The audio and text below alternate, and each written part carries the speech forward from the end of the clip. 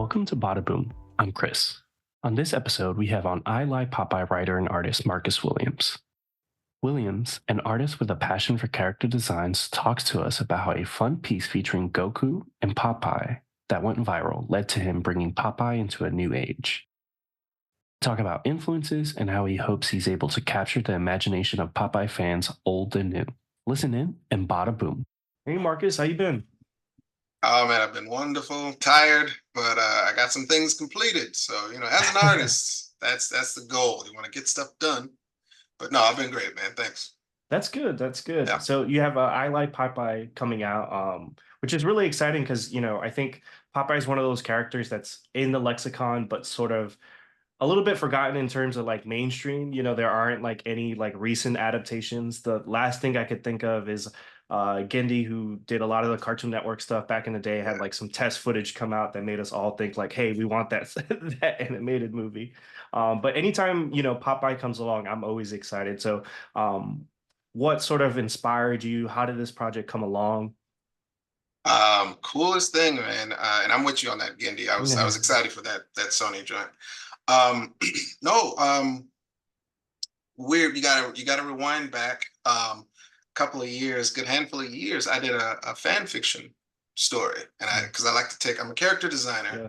first, and I've done other stuff with art, but character design is what like really gets me excited. So I think I was watching some Dragon Ball Z clips or something, and I'm like, you know what would make sense, man?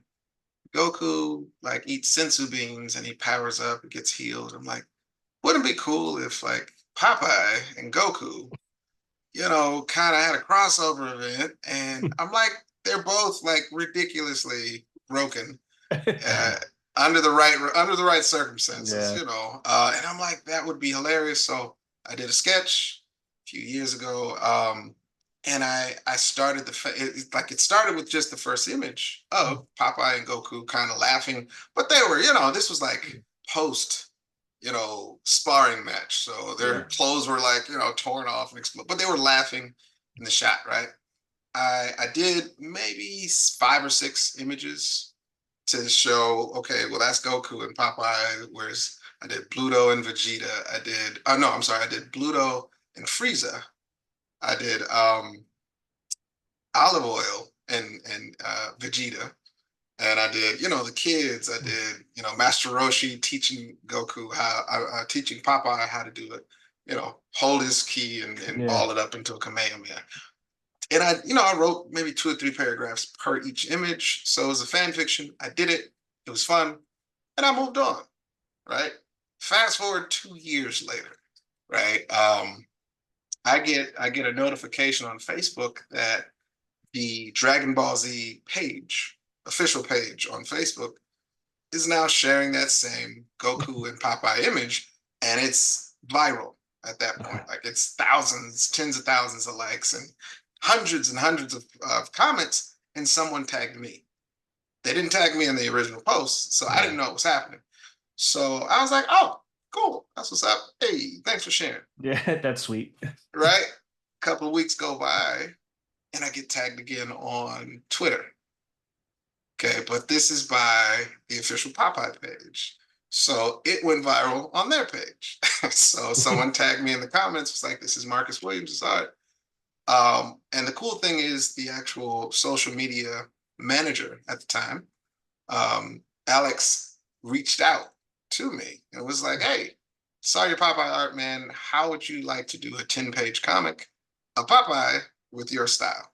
And I'm like, hell yeah, let's do it. Who's writing it? I'd love to draw it. And he's like, well, we thought you could write it.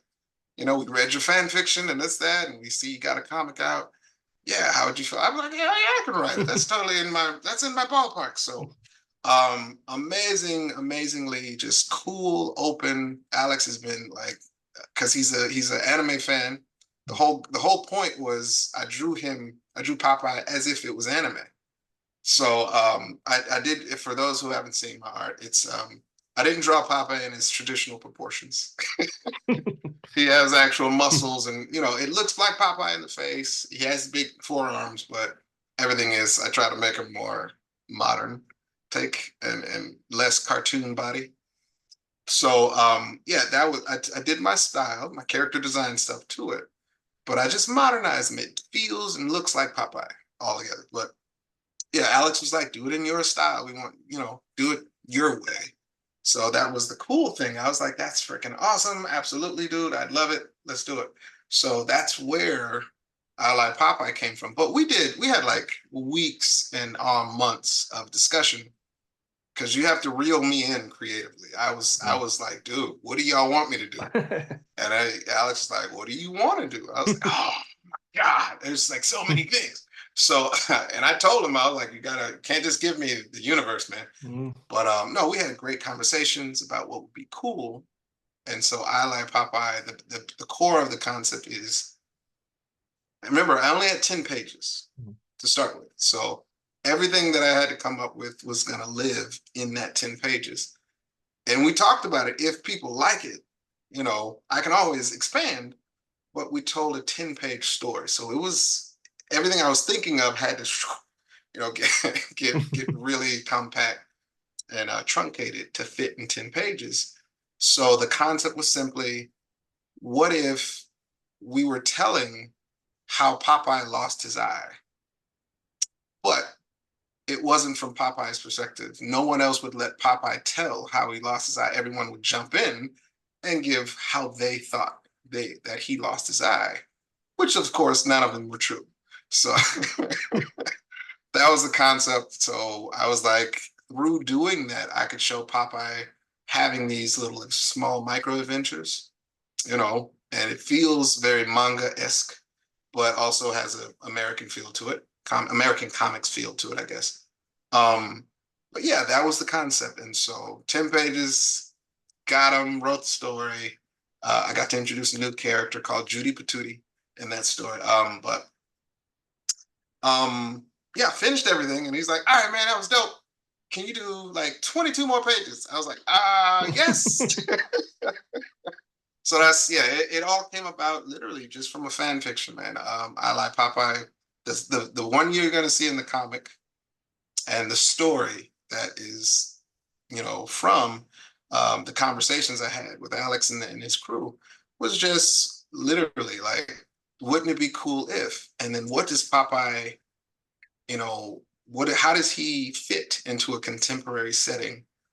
We have great content now, man, like things that feed into a character like Popeye, like One Punch Man, Yeah. is a modern day version of, what I would see if they did an anime with Popeye. That's exactly what I want to see. I want to see that because he's world breaking. He does crazy stuff and reality breaking and stuff. So yeah, That's awesome. Like, I think what's really cool about sort of that story is like you also understanding like where you are as an artist. I think about like Guillermo del Toro tells a story about like on his first movie, he was working with a veteran actor, and he's like, "Yeah, just do that." And he's like, "No, you have to tell me the sandbox I'm in," because that's like like without control, there's just madness and chaos, And I think sort of like your imagination and where you'll go. You're like, hey, if you let me, I'll put Goku in this. So, so to understand that, but also to kind of have that exciting aspect and sort of be in the forefront and sort of it's really exciting to put something out there and the response not just come from people because there's always going to be on the internet you could always find like-minded people and stuff but for the right. company to be able to reach out to you and be like hey like you want to do something cool. Yeah, man. So Yes. what's Well, that like sort of like being in a position like that where sort of they were able to reach out to you? Was it something sort of validating like hey like oh like maybe I should put more of this out there? well, that's the trick. That's the trick. Yeah. I've spent the last decade, honestly, probably starting around 2013, 2014 is when I started really posting my art online. But that's exactly, I think one of the first images I can think back to was like um, an image of an adult Bam Bam and Pebbles from the Flintstones that like on Facebook. Like you can search back. I think if you go all the way back to like the first thing, that was one of my first hey, I'm gonna put my spin on it. And it Mm, had like I don't know 14 likes mm, when I went back to look at it. But I'm like, I was doing the same stuff. That's what I yeah, started with, and it's just as a character designer, I'm like, wouldn't it be cool to see this? yeah. So that's all I've been doing. The trick is the comments in those sections where I finally got some traction and I got some fans to come in and follow me and see that I do Mhm. this often. Um, I guess the coolest part is those fans, like this should be they're the one that's affirming that, hey, this is a cool idea. Mm, I'm wearing a shirt right now of an Avatar Last Airbender concept where and this is a good example. So I said, well, what if after Korra, 100 years went by, you have an African-esque Avatar story it's an African-like continent, right? But the next Avatar is from there. He's an Earthbender. His name is Abioye. And I introduced like a whole cast, and I gave the problem was not that I drew it, but I gave mm. back bio information for each one. So people thought it was real.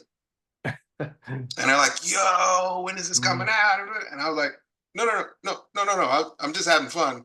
This is what I want to see. Yeah, you got to be Yeah, careful on Facebook. They believe like Friday 4 has been coming out for like 20 years. So you got to be real careful on Facebook about posting right, stuff. right. And it's like in my having fun of Yeah. taking my spin or taking my stab at something, I write it as a fan first. The fan fiction part is Mhm. like the strongest thing. So much so people are like, well, just take the name of this off and do it yourself. I was like, well, you're missing the point. You're Yeah. missing the point. The reason this is so powerful and so fun for me is I am a fan. I'm not just doing it to just riff. I'm like, this is what I genuinely would like to see. So as a fan, I'm presenting the best thing that I would love to see. So they thought this was real. A guy on TikTok did a oh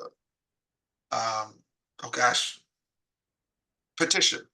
Yeah. I couldn't think of the word. Now I didn't know this was happening either. The problem is Mm. people don't tag me. So Yeah. The he's like, problem I'm with gonna art on the internet. yeah, he's like, I want to get 1,000 signatures and send this concept to Nickelodeon. And the dude ended up getting 50,000 signatures. And then I got tagged. And I was like, what the hell is this? What's going on? And so You got Nickelodeon agents did. calling you. They're like, Yeah, like what? that so in that case, Nickelodeon did reach out and they was like, "Hey, we saw this idea. This is really Mm, cool. Thanks." And that was it. yeah. But in this case, the people that own Popeye, they were already the wheels were already turning on their end. They were looking for something to do with Popeye. So it lined up perfectly. But if I go back, dude, I got some old Ninja Turtles. I have some, so much stuff where I'm as a fan, I've posted so many things like this would be cool, this would be cool, this would be cool. This is just one of the first times. Not only did they reach out and say, "Hey, we want to work with you," they were 100% open to saying, well, it's, and this is probably one of the oldest and most well-known characters on the planet. So at this point, so nothing's ever happened like this Yeah. specifically. I've gotten a lot of work from posting my art of someone saying, hey, we liked your rendition of this, draw this. Um, that's happened all the time, but never has a company said, here's the keys. All right, you're in your Mm. sandbox. What you have any idea you throw at us, we're going to consider it. I'm like, what? Are you serious? Okay, well, cool. So this is unique in the sense, and the coolest thing, and I compliment Alex all the time, is I said he's been the driving force of me being able to be creative because he's like, dude, I love it, I love it. What about this? What about this? And he's probably said no, never. He's never said no to anything, but he's also very passionate about the energy, the concept. But again, we're both fans of the same stuff. So everything I'm pitching, I'm like, there's a reason why I'm pitching it. And I do care about Popeye. So I don't want to do anything that's lame. So I'm Yeah. like, dude, this will be dope. What if, and he's like, oh, I didn't think about that. So we're an hour long meeting going Yeah. back and forth. So if another company, if Avatar Studios, Mm. after they do their stuff, I know Yeah, it's after it's they been do a their while. thing. Yeah. If they look back and say, hey, this one thing was really popular, got Mm. 50,000 signatures one time. If they come at me, I'm going to be like, absolutely. Yes, but that they have creators over that brand who are still alive and probably still passionate about it. But I'm still playing in their world. So in this case, the creator of Popeye is not here. But imagine the same concept. If they reached out and was like, Marcus, we want to work with you on your dev. Mm. We like what you did, but we have notes. Yeah. Yeah, exactly. Here's what you can't. And the cool thing about Popeye is they do have some cool things. And I like it. It's not restricting. Mm. They have like a thing. They have I don't want to call it a list, but Yeah. there's things that do make up Popeye and the brand. And they're like, these are the things we don't want Popeye to do. Yeah. And I'm like, cool. It all makes sense. Like they want him to be positive and up. I'm like, yeah, that's awesome. Yeah. That's what I think he is. So I'm not going to mess with any of that. So cool. Yeah, So no punching holes through chest or anything like that, I'd imagine. uh, yeah, and yeah. it is interesting sort of working with those like legacy brands and sort of Mhm. like doing this podcast, you do find that sort of certain characters, there are that like those weird like parameters, like, hey, like they can't talk to this person in a certain way. They wouldn't do that. Or this character doesn't wear hats and Right. stuff like that. But Right. it's cool to see sort of that collaboration you've had with Alex and the brand to kind of be able to bring Popeye into a new generation, just because, like I said, there's kind of been quiet on that front and be able to Yeah. inject new energy. And I think Yeah. companies haven't quite figured out how to sort of like interact with like the modern day fan in that way. I Right. think X-Men 97 was a really great example of sort of like, hey, like on one hand, there's the fan service, but on the other hand, you're also telling this engaging story and bringing it into modern times and stuff like that. So there's Right. a way to find that balance, but I think sort of these days it either goes too far one way or the other. Too far to the Correct. fan service, too far to sort of the corporate mandate of sort of like this is how we have to tell it. Correct. And very rarely do you find that really like perfect balance where you're like, oh, like this person's one of us, but Right. also they're really smart and really know what they're Yeah, man. doing. Yes, and that's where I Mm. think a lot of movies. The first X-Men movie was probably the most devastating thing I ever saw as a, and I was young when it came out. Mm. It came out in 2000. I'm like, or 99 or whatever, whenever it came out. It was so devastating. I'm like, how could you get something so easy wrong? And then I watched the interview with the director, Brian Singer, and he's like, I told no one, everybody on the set, don't read the comic. I'm like, that's that's how you do it. We wanted to do our version. I'm like, Yeah. who told you to do that? Who said that's what the fans want? And so I hate that. That's like a Yeah. pet peeve. Unfortunately, a lot of Marvel directors of a lot of the shows that have come out Mm. recently, there's this wonderful montage of all of those writers and directors saying, well, I never really read the comics. Oh, I'm not too into comics. I Mm. never really. Mm. And I'm like, why do you keep doing this? Don't do that. Yeah. It's Go right there. find fans. Yeah, find some fans who are also good writers, Yeah, and then that's tell them, another thing too. Is like, hey, they also got to be good. yeah, Yeah. yeah. And it shouldn't be hard if they care about the product Yeah. or the project or the character. And I'm like, I don't want to offend any old school Popeye fan, Yeah.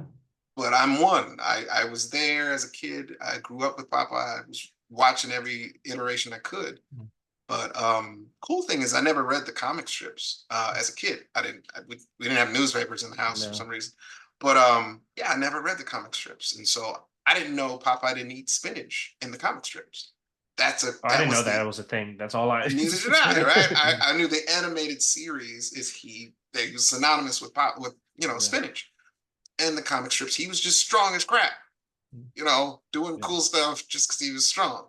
But no spinach was there. That happened in the animated series. So I was like, oh snap. Cool. Okay. Well, I'm gonna see if I can connect the dots for the fans that read the comic strip and the animation. But there's all this whole list of characters I never knew existed because I never read the comic strips. I'm gonna bring that into this modern comic. But in doing so, you do have to tweak some things. That's 30s, 40s, 50s. So to make it make sense, in a modern take, you can pay homage and still make it make sense without offending. Maybe not the diehards. The diehards were like, don't change anything. Yeah, yeah, And I'm just like, if you do it with care, you remember Tobey Maguire um, not building the web shooters, yeah. The organic web. having it in his it's offensive to the sense that Stanley did that on purpose to say, well, something could go wrong, and Yeah. if he runs out of web fluid, that causes problems. But it's with care, design wise, to say, well, he's genetically modified, Mm. so it makes sense. Did fans hate it? Some of them, but I'm a Spider-Man fan, and I was like, it's not bad. I I understand mean, that makes sense. He not is me. I thought it was genetically cool changed. when I was a kid. Exactly. But it's Yeah, because it made sense. It's yeah, like, oh, weird. And then all these years later, when they did the three Spider-Man yeah. altogether movie, they had that great dialogue Mm. of, yeah, we can't do that. How did you get that? And we got to make web fluid. It's a hassle. It all came together good. So yeah, Yeah, and with a character like Popeye, because he's kind of been out of the spotlight, he yeah, hasn't had like sort of that iteration that sort of other characters like a Spider-Man has. Like, yes, because of the Sam Raimi movies, like when you see organic web is not as like jarring as it right, was, I'm sure, for fans when they first saw that movie and stuff. yes, Or yeah, even so, like, what's interesting about like that spinach comment you made, it's like there's gonna be a generation like my son who's gonna be like, wait, like Harley Quinn wasn't always a part of Batman. They were introduced in an animated series. Like, what do you mean? They've always been in the comics, they're in the live action movies. What are you talking about? right, But there right, was a point that, there wasn't. So it is interesting to kind of see that. And I think sometimes as fans, we can sort of get lost in the sauce and sort of our passion and forget like, hey, like these things get iterated on and get yeah, better. Hey, someone's like, hey, that's a good idea. Maybe let me build on that. Hey, like, what's Popeye's childhood home? Did we ever talk about that? Did anyone do that? So I think that's the really cool thing about sort of like playing with these characters, sure, Popeye is interesting and a really great opportunity for you because you get to put your stamp on it as an artist, as a writer, without some of these sort of like, hey, like, yes, there's a continuity and there's a history, but it's not you know, like Batman's continuity or Spider-Man's continuity where no, you're like, hey, a writer just got off this book and told a certain story. Now I have to kind of like make my story make sense in that right, context and all that. Whereas you have sort of the freedom to visually and then also storytelling wise to kind of be like, all right, like this is my take. But also I want to celebrate Popeye. yes. And one good example of that is I asked the folks over at Popeye and their team. I'm like, how does the sea hag is a witch and she uses magic? I'm like, so how does magic work? Just as a whole, Mm. they're like, oh, however the story needs it to work. I was like, oh, wonderful. All right. Yeah. Let me I write get that to, down. yeah, I get to make a magic system. This is freaking fantastic. So that's a great example. It was never defined in any level of both the comic strip or the animated series. No one ever took the time and said, here's how magic works in this universe. So taking that and saying the sea hag is a witch, and then actually diving into, well, what is magic? How does it work here? And then being creative and saying, well, I don't want to make her, like a Harry Potter witch or anything. I don't want it to be so complicated that it's not fitting for her character. But there is no playbook. They Mm, don't have a defined thing. I got to play, but I watch a lot of anime, mm, so I'm a huge fan of the writers and directors of Japanese animation. Have taught me so much to say that it could be like the reason that My Hero Academia works is mind-boggling to me. Um, because if you listen to the concept, let me pitch it for the mhm. people that haven't watched. My Hero Academia is about a superhero high school, right? And you're following a kid that has no powers, but then gets powers, and that's the premise. You know how Disney Channel has done that, and how lame it was.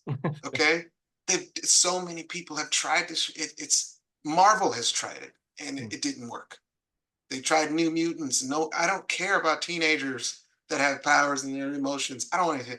But My Hero Academia, for some weird reason, draws you in and makes you give a crap about every. I'm talking about every character, Yeah. even the ones with the crappy powers. They don't stay in one set. They actually grow with their powers. The main character, oddly enough, is a nerd about, everyone else's powers. So he studies and he collects and he writes in his notebooks all of these notes about how everyone else's powers works. They have like a Superman-esque character called All Might.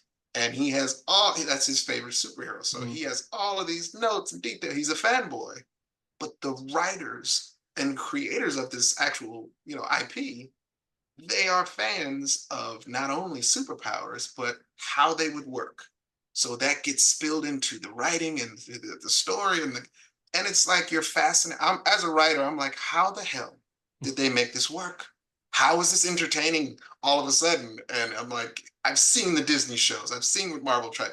I never would have cared about this, but they can make almost anything just fascinating and interesting. But they have a hybrid writing style, which is comedy, action adventure, drama. You know, uh, they're trying to make you cry, and then they'll come up with some amazing off the scale animation and just style and skill with it. It's they know how to stylize everything, but all the same, all of these things are in every story. Just about like you can laugh, cry, be upset, be unsure of how it's going to turn out, all in one story. But they're masters of making you care about the character. So I'm like, I'm using everything I've learned from watching anime. So if I'm breaking down how spinach works, because I asked them, I'm like, why the hell does spinach do what it does to Popeye? And they're like, I'm like, great, write that down. So in the first book, the sea hag actually breaks down how she doesn't. Oh, well, let me say no spoilers. Yeah. She knows why it affects Popeye. She doesn't tell him everything, but she's already got the answer. But she's like, you don't even know why this affects you this way, do you? You idiot. And but I'm using what I've learned from anime. Anime will take the smallest detail and just expound it, across, Mm. 2, 3 seasons and be like, oh, that's why he can teleport, Yeah. whatever, So that's what I'm trying to apply. But again, me and Alex are huge anime fans. Yeah. But I'm like, it's so much fun to take something that's so classic and just all you're doing is just dusting it off and saying, hey, if you didn't know Popeye was a fight cartoon back in the day, it's the same as Dragon Ball Z, it's the same as One Punch. He's a superhero, but to expand that world, that's what I'm playing in. I get to play with that, and I'm a fan, so it's a perfect match, and I'm gonna have a ball. Yeah, Yeah, it's Popeye's Baki with a pipe, essentially. And that's a really good point for me. Like my favorite anime is JoJo's Bizarre Adventure, and it's the yep, hardest anime to recommend to anyone because it's so weird. I it's can't so tell you weird. why I love it. I can't tell you why I love it. I can't tell you the power sets. I can tell you like some of Yeah, it. Hey, there was, a bisexual vampire that hated, right, his adoptive brother in the right. 1800s. And I now tried to that, watch it from episode one, and I was like, "Is this the same cartoon?" And yeah, someone had to confirm, "Yeah, it is." I yeah. was like, "No, no, no, no, no. Listen, I think I'm doing it wrong. Is there another one?" They're like, "No, No, Marcus, no. just stay with it." And I'm like, "Oh, okay, all right. Let me just see where this goes." Yeah, Dio, greatest hater of all time. But but you care, because the creators care and they put so much Right. thought into it. And the idea is, like you said, it's mixing all these things like drama, comedy, Yeah. fun, and stuff like that. And I think some of the sort of Western things have gone to the point where it's just all drama.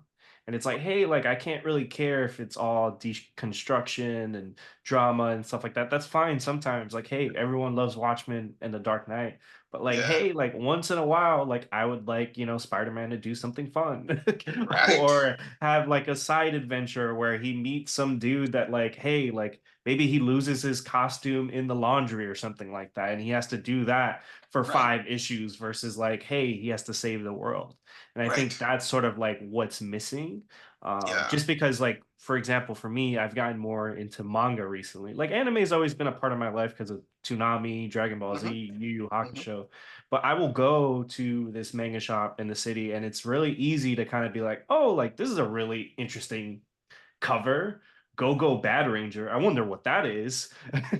And it's an easy sell. Like I Yeah. grab volume one, there's Right. no one that has to say anything. And I read it and I'm like, you know what? I'm gonna buy into this and I'm gonna jump in. And I think, with your story, hopefully a lot of new readers are able to jump in and be like, oh, like Popeye, maybe I know what that is, Right. but there's a bunch of like superhero landings. I'm seeing him fight elementals and stuff like that. And that's what I think people really need out of their media in general. There's so much doom and gloom out there in the real world. Yeah. It's like, hey, like there has to be a level of escapism when it comes to the entertainment aspect.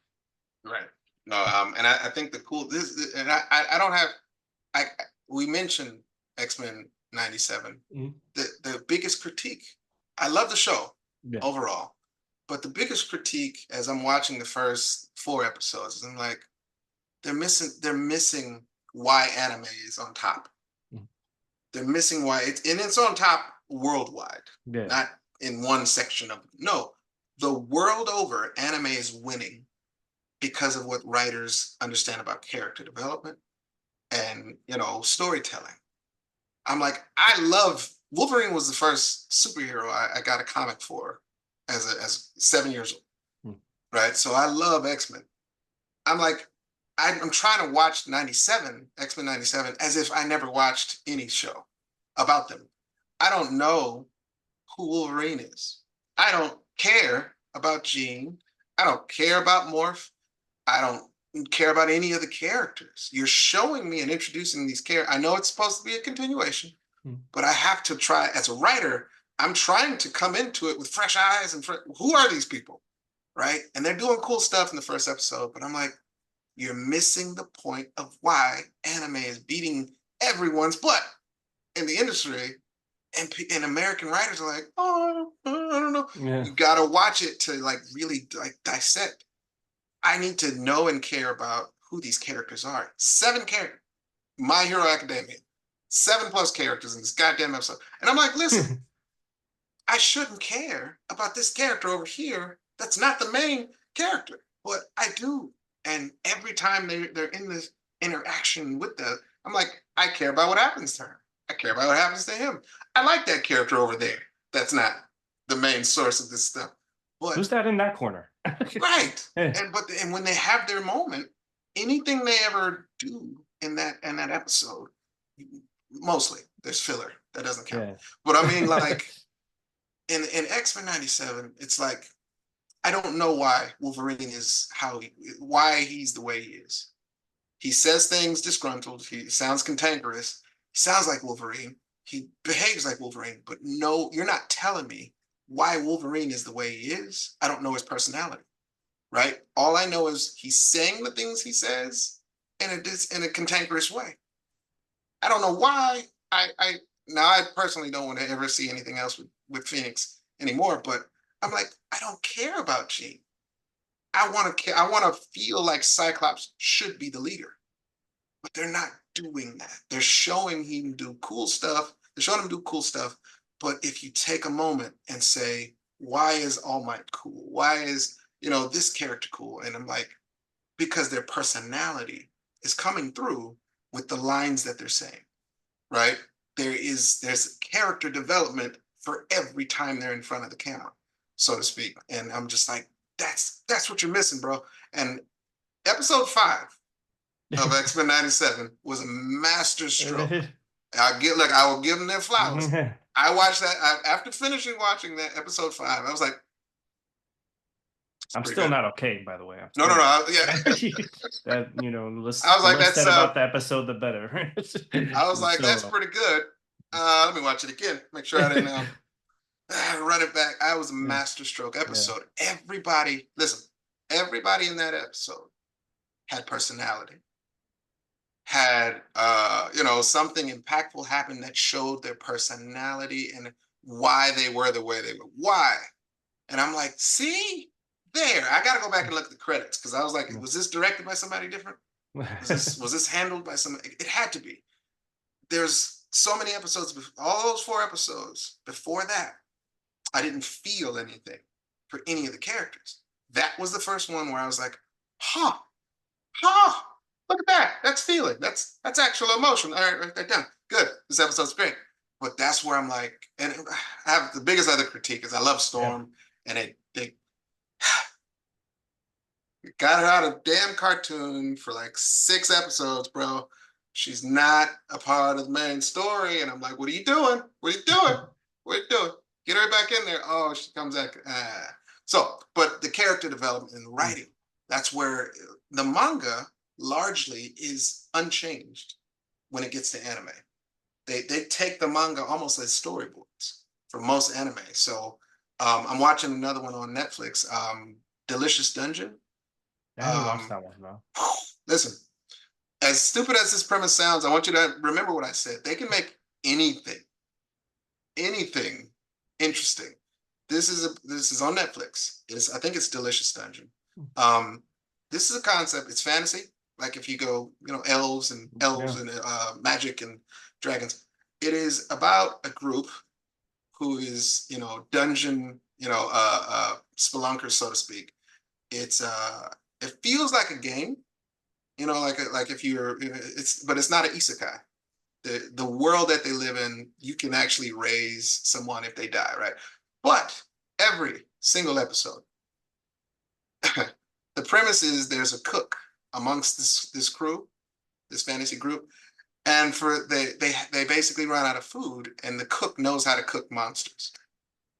So every episode there's a segment where the cook explains how to cook said vanquished monster. That is, listen to me, that shouldn't work. It shouldn't even be interesting by all effects. It's absolutely entertaining. I'm watching it along with my kids. We watch it every Thursday. The damn writers made me care about the non-combat character. He's like a halfling. They had one episode, there was very little action in this episode, and the dude is just complaining about everybody else on the crew, but it was perfect character development for this character. The whole episode, there's no action. He's just being led from one point to another point, but it shows how much he cared about everybody, and his frustration was valid because he cared about everybody. But he's just complaining about everybody on the crew. I was like, look at this. This shouldn't be interesting. I shouldn't care about this, but it made me like that character more. Just one episode. I was like, damn it. I got to figure out what they smoke when they write, man. It's fantastic. So it's like a masterclass. Every one of these shows that I'm watching, I get to dissect it as a writer and say, there you go. It's not just about saying a line.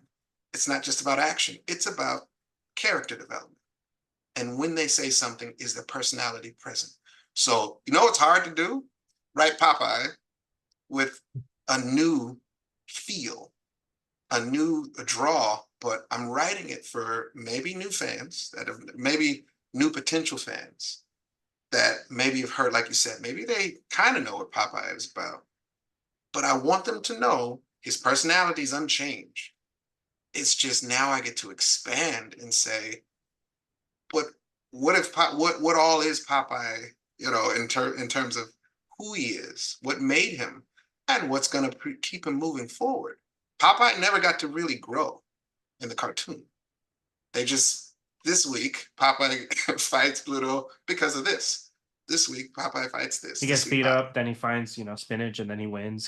he wins. He was like stuck in an internal loop, no matter how far you go back. And so I'm like, I get to like let him grow as a character for the first time, and hopefully, again, I'm not doing anything to step on any toes. Uh, there's no boundaries. There's no precedent set. I know exactly what Popeye was, and I'm showing that, but I'm going to introduce some things that gets him to say, well, here's some new stimuli.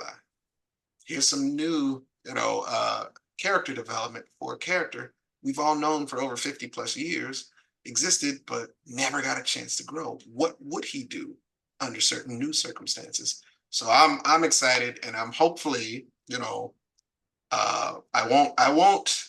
It's almost impossible to follow in somebody like Brian Singer's steps that says, I didn't read the material. I don't want anyone else to, I want to create like a new Popeye. Bump that.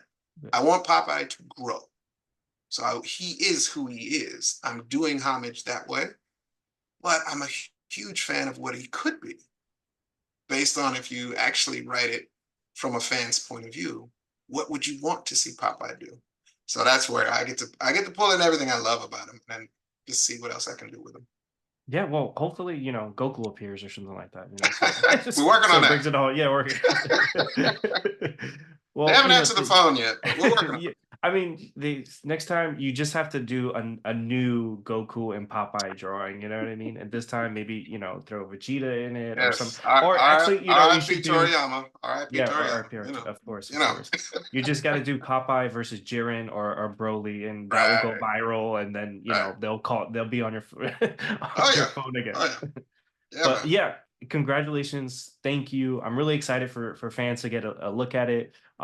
If you haven't checked your shops, when I checked my shop, they didn't have any more of the free comic book day. It went really well apparently, so it's out there. So if you're able to get that, a little bit of a taste. But really appreciate you coming on, Marcus. I'm really excited for people to get it out there, and like I said, hopefully, they knock on your door, and also Nickelodeon comes back, at least for a character design. Yeah, I'm gonna let them finish. I'm gonna let them finish. See what they do.